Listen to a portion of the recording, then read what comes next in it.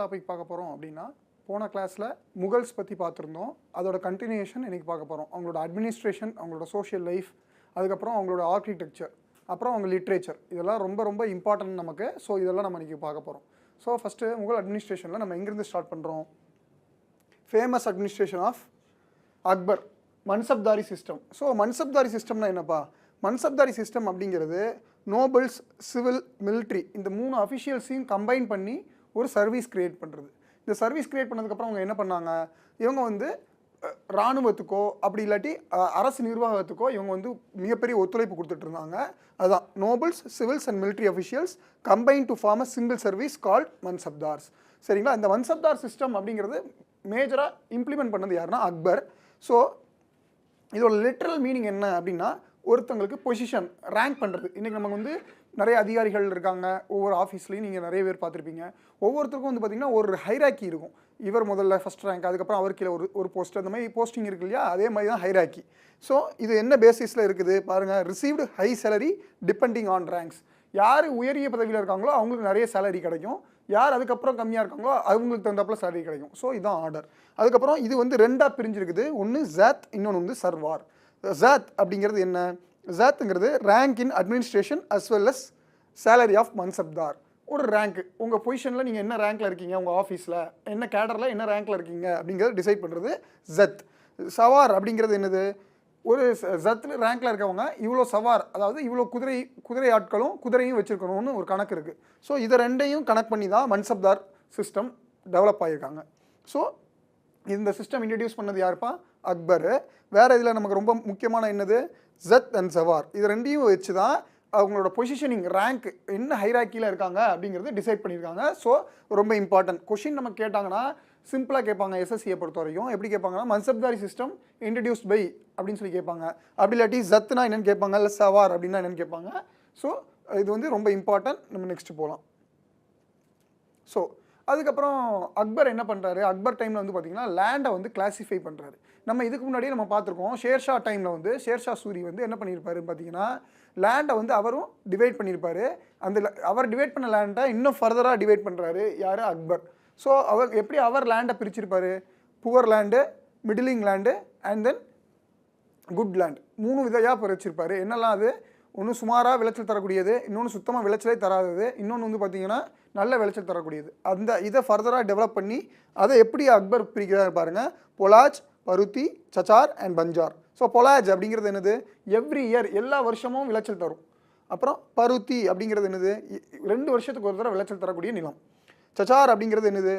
Every 3 years தரக்கூடிய நிலம். அதுக்கப்புறம் வந்து பார்த்திங்கன்னா பஞ்சார் அப்படிங்கிறது எவ்ரி 5 இயர்ஸ் ஆர் மோர். ஸோ யூஸ்வலாக ஏதாவது டொனேஷன் பண்ணணும், ஒரு இனாமுக்கு இல்லாட்டி வேறு யாருக்காவது ஒரு இனாம் அப்படின்னா ஒரு மத குருக்கோ இல்லாட்டி ஒரு கல்வி கூடங்களுக்கோ இதுக்காக டொனேஷன் பண்ணணும் அப்படின்னா பஞ்சார் லேண்டை வந்து ஃபஸ்ட்டு அதை தான் டொனேட் பண்ணுவாங்க. அதுக்கப்புறம் வேறு ஏதாவது ரொம்ப முக்கிய தேவையாக இருந்தால் தான் மற்ற லேண்டு விவசாய நிலங்களில் கை வைப்பாங்க. ஸோ இந்த 4 லேண்ட் டைப்பு ரொம்ப இம்பார்ட்டன்ட். பொலாஜ், பருத்தி, சச்சார் அண்ட் பஞ்சார். Every year, every 2 year, every 3 year and then finally 5 or more years. ஓகேங்களா? அப்புறம் அரசை எப்படி பிரிச்சிருக்கிறாரு? அரசாங்கம் வந்து எப்படி பிரிக்கப்பட்டிருக்கு? இப்போ நமக்கு இந்தியா, தமிழ்நாடுக்குள்ளே நிறைய டிஸ்ட்ரிக்டுக்குள்ளே நிறைய சப் டிஸ்ட்ரிக்டு, பிளாக்ஸு, பஞ்சாயத்து வர இருக்குல்ல, அதே மாதிரி தான். ஸோ அதே மாதிரி எம்பையர் எப்படி டிவைட் பண்ணியிருக்காங்கிறத பார்ப்போம். அதுக்கப்புறம் அந்த எம்பையரில் என்னெல்லாம் முக்கியமான அதிகாரிகள் இருந்தாங்க, யார் யாருக்கு என்ன துறை, என்ன முக்கியமான துறைகள் கொடுக்கப்பட்டதுங்கிறதையும் பார்ப்போம். ஸோ எம்பையரில் முக்கியமான துறைகள், அதாவது சென்ட்ரல் கவர்மெண்ட் லெவல்னு வச்சுக்கோங்களேன். இன்றைக்கி சென்ட்ரல் கவர்மெண்ட்டில் இருக்கக்கூடிய முக்கியமான யூனியன் கவர்மெண்ட்டில் இருக்கக்கூடிய முக்கியமான துறைகள்லாம் யார் கையில் இருந்ததுன்னு. ஸோ வக்கீல் அப்படிங்கிறது it is equal to A prime minister post. அதுக்கப்புறம் வசீர் ஆர் திவான் அப்படிங்கிறது ரெவன்யூ அண்ட் எக்ஸ்பெண்டிச்சர், செலவினங்கள், வருவாயும் செலவினங்களுக்குமான அமைச்சராக அவர் இருந்திருப்பார். மிர்பக்ஷி அப்படிங்கிறவர் ஆர்மிக்கான தலைவர். அதுக்கப்புறம் மிர் ஷாமான் அப்படிங்கிறவர் looked after the Royal house hold, அதாவது அரசு சம்மந்தப்பட்ட வீடுகள், அரசு சம்மந்தப்பட்ட கட்டிடங்கள், அரசு சம்மந்தப்பட்ட இடங்கள் எல்லாத்தையும் மேற்பார்வையிடுறவர். அப்புறம் குவாசி அப்படிங்கிறவர் சீஃப் ஜட்ஜ். அப்புறம் சதார் உஸ் சதர் அப்படிங்கிறவர் இஸ்லாமிக் லானா என்னப்பா? ஷரியா அப்படின்னு சொல்லி நம்ம முன்னாடியே டிஸ்கஸ் பண்ணியிருக்கோம். இந்த ஷரியா அப்படிங்கிற லாவை என்ஃபோர்ஸ் பண்ணுறவர்னா என்ன? இம்ப்ளிமெண்டேஷன், இந்த மாதிரி நடக்கணும் அப்படின்னு சொல்லி பண்ணுறாங்க. ஸோ இந்த முக்கியமாக இந்த 6 ஆஃபீஸர்ஸ் நமக்கு தெரியணும். 6 ரேங்கர்ஸ் என்னெல்லாம் ரேங்க்? வக்கீல் அப்படிங்கிறது மினிஸ்டர், வசீர் ஆர் திவான் அப்படிங்கிறது ஃபினான்ஸ், மிர்பக்ஷி அப்படிங்கிறது ஆர்மி, மிர் சாமான் அப்படிங்கிறது ராயல் ஹவுஸ் ஹோல்டை பாதுகாக்கிறவங்க. அதுக்கப்புறம் காசி அப்படிங்கிறது சீஃப் ஜட்ஜு. அண்ட் ஃபைனலி சதர் உஸ்ஸதர் அப்படிங்கிறவங்க enforcing Islamic law, that is சரியா. அதுக்கப்புறம் எம்பையரில் இந்த மாதிரி முக்கியமான அமைச்சர்கள், முக்கியமான இதெல்லாம் பார்த்துட்டோம். அதுக்கப்புறம் ஃபர்தராக எப்படி டிவைட் பண்ணியிருக்கு, மொதல் எம்பையர் கீழே என்ன பார்த்தீங்கன்னா சுபானா என்னதுன்னா ஒரு ப்ராவின்சஸ்னால் என்னப்பா நம்ம டிஸ்கஸ் பண்ணியிருக்கோம் ப்ரீவியஸாகவே. ப்ராவின்சஸ்னால் இட் இஸ் அ ஸ்டேட், ஒரு ஸ்டேட்டாக ப்ராவின்ஸ் அப்படிம்பாங்க. ஸோ சுபா அப்படிங்கிறது சுபா ப்ராவின்ஸ், அந்த இதை ரெண்டையும் சுபாவை வந்து ஆட்சி பண்ணுறவர் பேர் என்னதுன்னா சுபேதார். இன்றைக்கி ஆளுநர் இருக்காங்க, சிஎம் இருக்காங்கல்ல, அதே மாதிரி ஒரு ஸ்டேட்டுக்கு இன்றைக்கி யார் இன்சார்ஜு, சிஎம். அதுக்கப்புறம் நமக்கு ஒரு ஆளுநர் இருக்காங்க. இவங்க 2 பேரும் தான் ஸ்டேட்டுக்கான முக்கியமான இம்பார்ட்டன்ஸு. ஸோ அதே மாதிரி அன்னைக்கு வந்து கவர்னர்ஸுக்கு, அதாவது அன்னைக்கு வந்து ஆளுநர்கள் யாருன்னு பார்த்தீங்கன்னா சுபா அப்படிங்கிறது ஸ்டேட்டு, அதுக்கான ஆளுநர் யாருன்னா சுபேதார் அப்படிங்கிறது. அப்புறம் சர்க்கார் அப்படிங்கிறது டிஸ்ட்ரிக்ட், மாவட்டத்தை குறிக்குது. அப்புறம் பர்கானாஸ் அப்படிங்கிறது டிஸ்ட்ரிக்ட்டுக்கும் கீழே இருக்கக்கூடிய ஒரு யூனிட் அப்படின்னா ஒரு பிளாக், சப் டிஸ்ட்ரிக்ட் சொல்கிறோம்ல, அது பர்கானாஸ் இன்டர்மீடியேட். அப்புறம் கிராமா அப்படிங்கிறது வில்லேஜ் இல்லை முக்குதம் அப்படிம்பாங்க. ஸோ கிராமம் அப்படி இல்லைன்னா அதை வில்லேஜ்னு சொல்கிறாங்க இங்கிலீஷில். வேறஸ் மீனிங் என்னது, முக்குதம், அதை மெயின்டைன் பண்ணுறவர் பேர் முக்குதம். ஸோ இது ரொம்ப இம்பார்ட்டன்ட். சுபாக்கு சுபேதார், கிராமத்துக்கு முக்குதம். முகலாய சாம்ராஜ்யத்துடைய சொசைட்டி எப்படி இருந்துச்சு பாருங்கள். புவர் பீப்புள் எப்படி இருந்தாங்க, they were landless farmers, waged workers, men or langota and women or saris. So அன்னைக்கு இருந்த சமுதாயத்தில் பாமர மக்கள், புவர் பீப்புள் எப்படி இருந்தாங்க, விவசாய நிலங்கள் இல்லாத ஒரு மக்கள். அதுக்கப்புறம் வேஜ்டு ஒர்க்கர்ஸ், தினக்கூலிகள். அதுக்கப்புறம் மென் ஓர் லங்கோட்டா, அது ஒரு ஆடை, லங்கோட்டா அப்படிங்கிறது ஒரு இது. அதுக்கப்புறம் பார்த்திங்கன்னா விமன் அப்படிங்கிறவங்க சாரீ எடுத்துருந்தாங்க. இதெல்லாம் வந்து முகல் சொசைட்டியில் புவர் பீப்புளோட நிலைமை. மிடில் கிளாஸ் யாரெல்லாம் இருந்தாங்க, மன்சப்தார்ஸ் இருந்தாங்க, ஷாப்கீப்பர்ஸு, ஆர்டிஸ்ட்டு, மியூசிஷியன்ஸு, பெட்டி அஃபிஷியல்ஸ் ஆஃப் அட்மினிஸ்ட்ரேஷன். பெட்டி அஃபிஷியல்ஸ்னால் மைனர், ஒரு ஆஃபீஸிங் ரேங்கில் கீழே மைனர் லெவலில் இருப்பாங்கள்ல, கிளர்க்ஸு, பியூன்ஸு, அந்த மாதிரி பெட்டி அஃபிஷியல்ஸ் அவங்க. அதுக்கப்புறம் வந்து பார்த்திங்கன்னா there was a salaried class who received grants called madad i maash from rulers, zamindars and local rulers.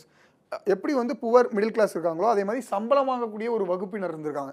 யாரெல்லாம் சம்பளம் வாங்கியிருக்காங்க குறிப்பாக அப்படின்னு பார்த்தீங்கன்னா மததத் ஐ மாஷ் அப்படிம்பாங்க. அவங்க வந்து மத ரீதியாக இருக்கக்கூடியவங்க, டீச்சர்ஸு, அவங்களுக்கு சம்பளமாக பணங்கள் கொடுத்துருக்காங்க, கிராண்ட்ஸ் கொடுத்துருக்காங்க. யார், அரசாட்சி நடத்தின ரூலர்ஸு, ஜமீன்தார்ஸ், அந்த ஊரில் இருக்கக்கூடிய ஜமீன்தார்ஸ், அப்படி இல்லைன்னா லோக்கல் ரூலர்ஸ், இவங்க எல்லாருமே வந்து அவங்களுக்கு கேஷாக இல்லை கிராண்டாவோ கொடுத்துருக்குறாங்க. அப்புறம் பெண்களுடைய நிலை, Hindu women limited rights of inheritance. அதாவது ஹிந்து பெண்களுக்கு அன்றைய காலகட்டங்கள் எப்படி இருந்ததுன்னா அவங்களுக்கு வந்து சொத்துரிமை வந்து லிமிட்டடாக தான் இருந்தது. இப்போ அப்பாட்டேருந்து பொண்ணுக்கு சொத்து வருதுங்கிற சட்டம் இன்னைக்கு கொண்டு வந்தாச்சு, முன்னாடி அப்படி கிடையாது இல்லையா. ஸோ சொத்துரிமை வந்து ரொம்ப லிமிட்டடாக இருந்தது ஹிந்து பெண்களுக்கு. அப்புறம் அதுக்கடுத்து நம்ம எக்கனாமி, முகல்ஸோட எக்கனாமி எவ்வளோ இம்பார்ட்டன்ட் அப்படிங்கிறது பாருங்கள். So forest based agriculture economy. So forest based agriculture எக்கானமினா குறிப்பாக அவங்க வந்து விவசாயத்தையும் காடுகையும் நம்பி தான் அவங்க எக்கனாமி இருந்துச்சு. Various crops were cultivated, new crops like pineapple, chilli, tobacco, இதெல்லாம் வந்து அப்போ தான் இன்ட்ரடியூஸ் ஆகுது இந்தியாவில். ஸோ ஆஃப்டர் 1500s அப்புறம் தான் 1500 வருடத்துக்கு அப்புறம் தான் புது கிராப்ஸ் லைக் பைனாப்பிள், இன்றைக்கி அன்னாச்சி பழம் சாப்பிட்றோம், சில்லிலாம் நம்ம ஊரில் உள்ள இதே கிடையாது. டொபாக்கோ இதெல்லாம் வந்து நம்ம வெளிநாடுகள்லேருந்து, ஐரோப்பா நாடு, சவுத் அமெரிக்கா, அந்த மாதிரி கண்ட்ரீஸ்லேருந்து இந்தியா கொண்டு வந்து பிளான்டேஷன் பண்ண கிராப்ஸ். இந்த கிராப்ஸ்லாம் இவங்க காலகட்டத்தில் தான் இந்தியாவில் இன்ட்ரடியூஸ் செய்யப்படுது. அதுக்கப்புறம் சில்க் கல்டிவேஷன் மெயினாக பண்ணியிருக்காங்க. காஷ்மீரி சால்ஸ், இன்றைக்கும் நம்ம காஷ்மீர்லாம் போனால் ஃபேமஸாக என்ன வாங்குவோம், காஷ்மீரி சால்ஸ் தானே ஃபேமஸ்ஸு. ஸோ அது. அப்புறம் trade communities involve in export from various regions. அது மாதிரி நிறைய வர்த்தகம் செய்யக்கூடிய கம்யூனிட்டி அந்த காலத்தில் இருந்திருக்காங்க. அவங்க நிறைய எக்ஸ்போர்ட்ஸ் பண்ணியிருக்காங்க.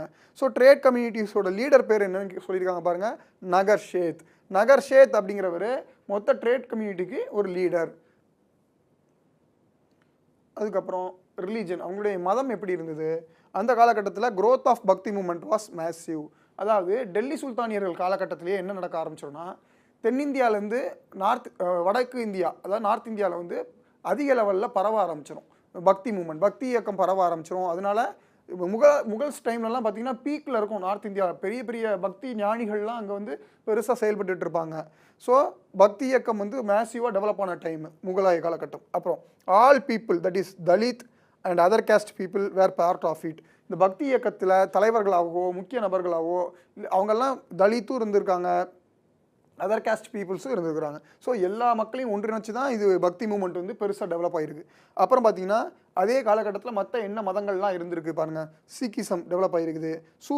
சூஃபிசம் அப்படிங்கிறது இஸ்லாத்தில் இருக்கக்கூடிய ஒரு வகுப்பினர். அவங்க வந்து ஒரு லிபரலாக இருப்பாங்க. முக்கியமாக வந்து தியானம், அதான் மெடிடேஷன், அப்படி இல்லைன்னா அவங்க வந்து பாடல்கள், அதெல்லாம் வந்து ரொம்ப ஃபேமஸ் சூஃபிசம். அதுக்கப்புறம் வந்து பார்த்தீங்கன்னா கிறிஸ்டியானிட்டியும் ஐரோப்பியர்களும் இந்தியாவுக்கு வந்து செட்டில் ஆக ஆரம்பித்த டைமு. ஸோ கிறிஸ்டியானிட்டியும் கொஞ்சம் கொஞ்சமாக வளர ஆரம்பிச்சிருச்சு. ஸோ மெயினாக ஹிந்து ரிலீஜன் தவிர முஸ்லீம்ஸ், ஹிந்துஸு தவிர சீக்கிசம், கிறிஸ்டியானிட்டி கூட அந்த டைமில் இந்தியாவில் ஸ்ப்ரெட் ஆக ஆரம்பிச்சிருச்சு. அப்புறம் முக்கியமாக அவங்களோட சயின்ஸ் அண்ட் டெக்னாலஜி. அவங்க என்ன மாதிரி சயின்ஸ் அண்ட் டெக்னாலஜி பயன்படுத்தியிருக்கிறாங்க. Persian wheel were used. அதாவது நீர் இறைப்பறதுக்கு, கிணத்துலேருந்து தண்ணி இறைக்கிறதுக்கோ ஏரியிலேருந்து இறைக்கிறதுக்கோ பெர்ஷியன் வீல்ஸ்லாம் யூஸ் பண்ணியிருக்கிறாங்க. அதுக்கப்புறம் பார்த்தீங்கன்னா screw for tightening, manually driven belt drill for cutting diamonds where used. அதாவது டைமண்ட் கட் பண்ணுறதுக்கு ட்ரில் மிஷின்ஸு, அதுக்கப்புறம் ஸ்க்ரூஸு, அதெல்லாம் வந்து அந்த டைமில் கண்டுபிடிக்கப்பட்ட முக்கியமான கண்டுபிடிப்புகள். அதுக்கப்புறம் என்னதான் நம்ம நிறைய கண்டுபிடிச்சிருந்தா கூட நம்ம வந்து அன்னைக்கு காலகட்டத்தில் யூரோப்பியனுடைய இன்வென்ஷன்ஸுக்கு கொஞ்சம் பேக்வேர்டாக தான் இருந்திருக்கிறோம். யூரோப்பியன்ஸ் வந்து சயின்ஸ் அண்ட் டெக்னாலஜியில் கொஞ்சம் அட்வான்ஸாக போயிட்டாங்க. வேறஸ் நம்ம வந்து கொஞ்சம் பின்தங்கி தான் இருந்திருக்கிறோம். அதுக்கப்புறம் இந்த ஏரியா வந்து ரொம்ப இம்பார்ட்டன்ட்ப்பா. இது வந்து ஃப்ரீக்வெண்ட்டாக கொஷின்ஸ் வந்துருக்குது. எப்படின்னா யார் என்ன புக் எழுதியிருக்காங்க, அதோட ரிசோர்ஸ் என்ன, அதோட கண்டென்ட் என்ன அப்படிங்கிறது. ஸோ பாபர்லேருந்து நம்ம ஆல்ரெடி பார்த்துருக்கோம். பாபர்லேருந்து அவுரங்கசீப் வரைக்கும் ரூல் பண்ணியிருப்பாங்க இம்பார்ட்டனாக. ஸோ பாபர் பொறுத்த வரைக்கும் அவரோட ஒர்க்கு என்ன புத்தகம் பார்த்தீங்கன்னா துசுக் ஐ பாபரி. என்ன லாங்குவேஜில் அப்படின்னு பார்த்தீங்கன்னா டர்க்கிஷில். ஸோ இது மெயினாக இது ஆட்டோபயோகிராஃபி ஆஃப் பாபருடைய ஆட்டோபயோகிராஃபியை சொல்கிறது தான் துசுக் ஐ பாபரி. ஸோ இது ஒன்று மட்டும்தான் டர்க்கிஷில் இருக்குது பாருங்கள், மற்ற எல்லாமே பெர்ஷியனில் தான். ஸோ ஞாபகம் வச்சுக்கோங்க, இது பர்டிகுலராக கேட்குறதுக்கு சான்சஸ் இருக்குது. துசுக் ஐ பாபரி வந்து என்ன லாங்குவேஜ், டர்க்கிஷ். அதுக்கப்புறம் மிர்சா முகமது ஹைதர் அப்படிங்கிறவர் என்ன புத்தகம் எழுதியிருக்கிறாரு, தரிகை ரஷீதி அப்படின்னு. அது பெர்ஷியன் மொழியில் எழுதியிருக்கிறாரு. அது எதை பற்றினா history of Mughals of Central Asia, மத்திய ஆசியாவில் இருக்கக்கூடிய முகலாய சாம்ராஜ்யத்தை பற்றி உள்ள ஒரு வரலாறு. அதுக்கப்புறம் குல்பதான் பேகம் டாக்டர் ஆஃப் பாபருடைய பொண்ணு, அவங்க ஒரு புக்கை எழுதியிருக்காங்க. என்ன புக்னா ஹுமாயூன் நாமா. இது பெர்ஷியனில் ஹுமாயூனுடைய வரலாறை பற்றி எழுதியிருக்கிறாங்க. ஹுமாயூனோட சிஸ்டர் அவங்க. அதுக்கப்புறம் அபாஸ் கான் ஷர்வானி, தரிக் ஐ ஷேர்ஷா சாஹி. ஸோ இது நம்ம பார்த்துருக்குறோம். என்ன பார்த்துருக்கோம், ஹுமாயூனுக்கும் ஷேர்ஷாக்கும் என்னெல்லாம் சண்டை நடந்திருக்குன்னு நம்ம ப்ரீவியஸ் கிளாஸஸ்லாம் பார்த்துருக்குறோம். அதோட கான்டெஸ்ட்டை வந்து இந்த புக்கு அழகாக நமக்கு சொல்லுது ஹிஸ்ட்ரியில். ஸோ அபாஸ் கான் ஷர்வானி அப்படிங்கிறது தரிக் ஐ ஷேர்ஷா ஷாஹி பெர்ஷியனில். ஸோ நீங்கள் ஆர்டர்லேயே ஞாபகம் வச்சுக்கலாம் ஈஸியாக. எப்படி ஃபஸ்ட்டு நமக்கு பாபர் தான். ஸோ பாபர் பற்றி துசுக் ஐ பாபரி. அப்புறம் பாபருக்கு அப்புறம் ஒரு கசின் ஆஃப் எம்பரர் பாபர், அவரை பற்றி இருக்கக்கூடிய ஒரு விஷயம் அது, அவர் எழுதிய புத்தகம். அடுத்து பாபருக்கு அப்புறம் ஹுமாயூன் வரதுனால ஹுமாயூனை பற்றி ஹுமாயூனோட சிஸ்டர் எழுதியிருக்கிறாங்க, பேகம், குல்பதன் பேகம். அது ஹிஸ்ட்ரி ஆஃப் ஹுமாயூன் நாமா. அதுக்கப்புறம் அபாஸ் கான் ஷர்வானி அப்படிங்கிறது ஹுமாயூனுக்கும் ஷேர்ஷாக்கும் நடந்த சண்டையை பற்றி, கான்டாஸ்ட் பற்றி. அதுக்கப்புறம் ரஜியாக்குல் முஸ்தகி அப்படிங்கிறவங்க வந்து வாக்கியாத் ஐ முஸ்தகி அப்படிங்கிற ஒரு புத்தகம் எழுதியிருக்கிறாங்க. அது பெர்ஷியனில் இருக்குது. அது ஷேர்ஷாவும் இஸ்லாம் ஷாவும் பற்றிய குறிப்பு, எலாபரேஷன். ஸோ ஷேர்ஷா அண்ட் இஸ்லாம் ஷா வந்து யார், சுர் டைனஸ்டி நம்ம பார்த்துருக்கோம். ஹுமாயூன் வீழ்ச்சி விட்டு போனதுக்கப்புறம் ஈரானுக்கு தப்பிச்சு போயிடுவார். அப்புறம் ஒரு 15 ஆண்டு காலம் வந்து பார்த்திங்கன்னா இந்தியாவில் வந்து ஷேர்ஷாவுடைய வாரிசு இஸ்லாம் ஷா அவங்க தான் தொடர்ச்சியாக ஆட்சி பண்ணிகிட்டு இருப்பாங்க 15 ஆண்டு காலம். ஸோ அந்த டைம் உள்ளது குறிக்குது இது. அப்புறம் ஃபிரிஷ்டா, இவர் வந்து தரிகை ஃபிரிஷ்டான்னு எழுதியிருக்கிறாரு. ஹிஸ்ட்ரி ஆஃப் முகமதான் பவர் இன் டில் 1612. 1612 வரைக்கும் முஸ்லீம்ஸோட பவர் இந்தியாவில் என்ன அப்படிங்கிற ஹிஸ்ட்ரியை வந்து அவர் சொல்லியிருக்கிறாரு. அப்புறம் அபுல் ஃபாசில். இந்த அபுல் ஃபாசில் ரொம்ப ரொம்ப இம்பார்ட்டன்ட். அக்பருடைய நவரத்ன சபை பார்த்தோம். அக்பருடைய நவரத்ன சபையில் ஒரு முக்கியமான அமைச்சர் கூட இவர். ஸோ அபுல் ஃபாசில் வந்து 2 புத்தகம் எழுதியிருக்கிறாரு. ஒன்று அக்பர் நாமா, அது லாங்குவேஜ் பெர்ஷியனில். எதை பற்றி, முகலாய சாம்ராஜ்யத்தை பற்றி, அதுலேயும் குறிப்பாக அக்பரை பற்றி, அதான் அக்பர் நாமா. அப்புறம் அபுல் ஃபாசில் எழுதி இன்னொரு புத்தகம் எழுது ஐன் ஐ அக்பரி அப்படின்னா என்னது, பெர்ஷியன் லாங்குவேஜஸில் அக்பருடைய நிர்வாக முறை. கொஞ்சம் முன்னாடி பார்த்தோம்ல, கிளாஸ் ஸ்டார்டிங்லேயே பார்த்தோமே, மன்சப்தாரி சிஸ்டம், அதுக்கப்புறம் கிளாசிஃபிகேஷன் ஆஃப் லேண்டு, அப்புறம் வேறு என்ன மாதிரி நிர்வாகிகள்லாம் நியமித்தார் அக்பர்ன்ட்டு. ஸோ அதை பற்றியான குறிப்புகள்லாம் நமக்கு அபுல் ஃபாசில் எழுதிய ஐனை அக்பரியிலேருந்து நமக்கு கிடைக்கிது. குவாஜா நிசாமுதீன் அகமத். இந்த நிசாமுதீன் அகமத் தபகத் ஐ அக்பரி அப்படின்னு ஒரு புத்தகம் எழுதியிருக்கிறாரு. இது வந்து முகலாய சாம்ராஜ்யம் அக்பர் காலகட்டம் வரைக்கும் என்னெல்லாம் நடந்துச்சு, அதாவது அக்பர் காலகட்டம் வரைக்கும்னா பாபர் எப்படி வந்து இங்கே இந்தியாவை கேப்சர் பண்ணார், பாபருக்கு அப்புறம் ஹுமாயூனுக்கு என்னாச்சு, ஹுமாயூனுக்கு அப்புறம் வந்து பார்த்தீங்கன்னா ஷேர்ஷா சூரி டைனஸ்டி என்னாச்சு, அப்புறம் அக்பர் வரைக்கும் அவர் ஹிஸ்ட்ரி எழுதியிருக்கிறாரு. அப்புறம் அப்துல் காதிர் பதௌனி, அந்த அப்துல் காதர் பதௌனி அப்படிங்கிறவர் அக்பர் கோர்ட்டில் இருக்கக்கூடிய ஒரு முக்கியமான நபர். அவர் என்ன எழுதியிருக்காரு, முண்டகப் உத் தவாரிக் அப்படின்னு ஒரு புத்தகம் எழுதியிருக்கிறாரு. இது ஜென்ரல் ஹிஸ்ட்ரி ஆஃப் முஸ்லீம்ஸ். அதுக்கப்புறம் பார்த்தீங்கன்னா ஜஹாங்கீர், துசுக் ஐ ஜஹாங்கரி, இது வந்து இட் இஸ் அன் ஆட்டோபயோகிராஃபி. ஆட்டோபயோகிராஃபினா என்ன, சுயசரிதை. அதுக்கப்புறம் முத்தைமத் கான், அவர் வந்து இக்பால் நாமா அப்படின்னு ஒரு புத்தகம் எழுதியிருக்கிறாரு. இக்பால் நாமா அப்படிங்கிறது டிஸ்கிரிப்ஷன் ஆஃப் முகல்ஸை பற்றிய டிஸ்கிரிப்ஷன்ஸ். கடைசியில் அப்துல் ஹமீத் லஹூரி. அப்துல் ஹமீத் லஹூரி அப்படிங்கிறது பாட்ஷா நாமா அப்படின்னு ஒரு புத்தகம் எழுதியிருக்கிறாரு. இந்த பாட்ஷா நாமா அப்படிங்கிறது ஃபஸ்ட்டு 10 இயர்ஸ், முதல் 10 வருட காலம் ஷாஜகானுடைய ஆட்சியை பற்றிய புத்தகம்.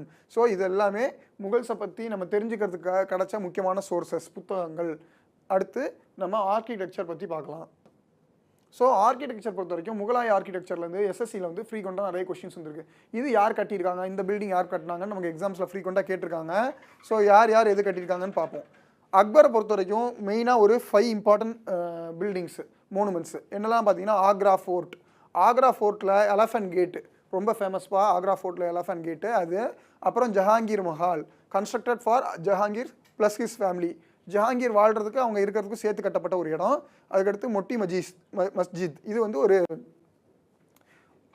மாஸ்க் மாதிரி வச்சுக்கோங்களேன். அதுக்கப்புறம் வந்து மீனா பசார்ஸ். இந்த மீனா பசார்ஸ் வந்து ரெட் ஃபோர்ட்லேயும் இருக்குது, ஆக்ராவில் இருக்கக்கூடிய அக்பர் கட்டின ஆக்ரா ஃபோர்ட்லேயும் இருக்குது. So important. இங்கே பாருங்கள், அந்த ஃபோட்டோ பாருங்கள், உங்களுக்கு தெரியும்